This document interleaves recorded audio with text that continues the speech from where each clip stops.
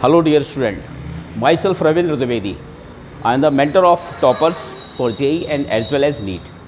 Okay बच्चों, मैं एक JEE एडवांस के लिए क्वेश्चन लेके आया हूँ। क्वेश्चन ये है, क्वेश्चन को एक्सप्लेन कर देता हूँ। एक हैवी रोप है जो दो हॉरिजॉन्टल पॉइंट हैं या नेल हैं, उन दोनों हॉरिजॉन्टल नेल के ए और बी के बीच में हमने एक रोप को हैंग कराया है। रोप का जो लेंथ मान लेते हैं वो L है 12 मीटर।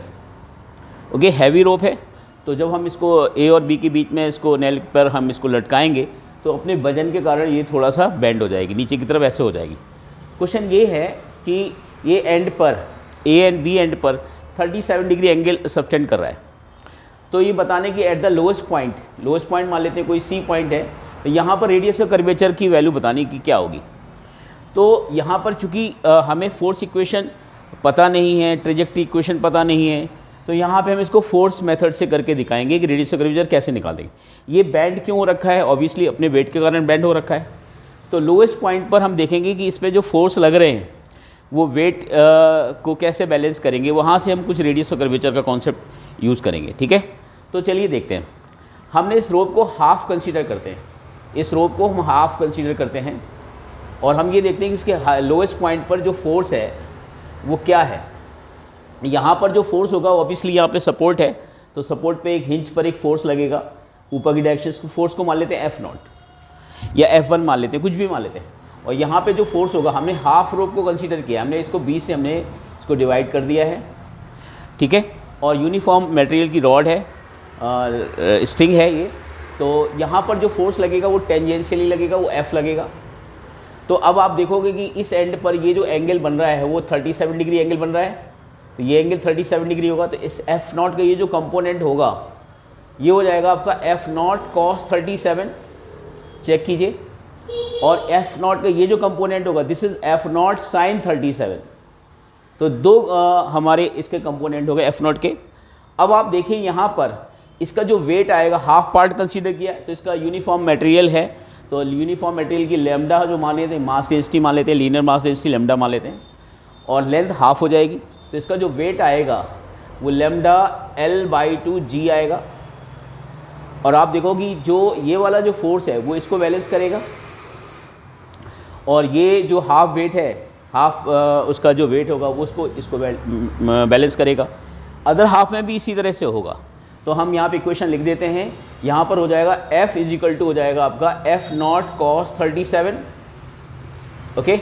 और ये जो हो जाएगा आपका lambda L/2G is equal to F0 sin 37। तो चलिए इसको डिवाइड कर देते हैं ताकि हमारे F आ जाए। तो चलिए डिवाइड करते हैं। तो lambda F upon lambda LG, और ये 2 पर चला जाएगा, और ये हो जाएगा F0 से F0 कैंसिल हो जाएगा, cot 37 या cot 37 हो जाएगा। ओके, तो यहाँ से F की जो वैल्यू आ जाएगी लैम्डा LG/2 cot 37। तो ये अभी हम इसको इक्वेशन नंबर 1 मान लेते हैं, इसकी ज़रूरत पड़ने वाली है। अब देखते हैं कि रेडियस ऑफ कर्वेचर को कैसे इंट्रोड्यूस किया जाए, क्योंकि हमारा फाइनल क्वेश्चन ये है कि लोएस्ट पॉइंट पर हमें radius of curvature find out करना है। तो लोएस्ट पॉइंट पर रेडियस ऑफ कर्वेचर बनाना है, फाइंड आउट करना है, तो हम एक काम करते हैं, इसके लोएस्ट पॉइंट पर इसको हम एक छोटा सा सेक्शन मान लेते हैं। मान लें इसके सी पॉइंट पर हम एक छोटा सा आर्क मान लेते हैं, और इसका सेंटर जो होगा वो कहीं यहाँ कहीं होगा। इसकी रेडियस ऑफ कर्वेचर मान लेते हैं R है। ये हमने छोटा सा सेक्शन कंसीडर कर लिया, ये वाला सेक्शन कंसीडर कर लिया, ये ऐसे। और इस सेक्शन को कंसीडर किया, इसकी जो लेंथ मान लेते हैं हम लोग DL मान लेते हैं, और इसकी रेडियस ऑफ कर्वेचर जो इस सेक्शन की है, DL लेंथ के सेक्शन की, वो R है। ओके, तो अभी हमने देखा यहाँ पर जो फोर्स लगेगा, फोर्स कुछ हमारा यहाँ पर देखा आपने कि यहाँ पे टेंजेंशियली जाएगा ये फोर्स, ये वाला फोर्स जो हमने अभी ये लिखा F, ये टेंजेंशियली होगा, ये भी फोर्स यहाँ पर टेंजेंशियली होगा F। तो चलिए यहाँ पर हम फोर्स को डिवाइड कर देते हैं, फोर्स को हम निकाल कंपोनेंट कर लेते हैं, ये हॉरिजॉन्टल लाइन खींच देते हैं। ये एंगल मान लेते हैं d थीटा है, तो ये हाफ एंगल कितना हो जाएगा d θ/2। ये बात समझ में आई, ये हाफ एंगल हो जाएगा d θ/2। तो ये थोड़ा सा ठीक है, तो ये हाफ एंगल d θ/2 होगा। अब मुझे बताओ, ये d θ/2 हो गया और ये 90 डिग्री होगा यहाँ पर, तो ये एंगल कितना होगा 90 माइनस डी थीटा बाई 2, तो ये 90 माइनस डी थीटा बाई 2 होगा। और आप यहाँ से देखोगे ये टेंजेंट है ऑलमोस्ट, तो ये एंगल कितना होगा डी थीटा बाई 2 हो जाएगा, तो ये एंगल भी डी थीटा बाई 2 हो जाएगा।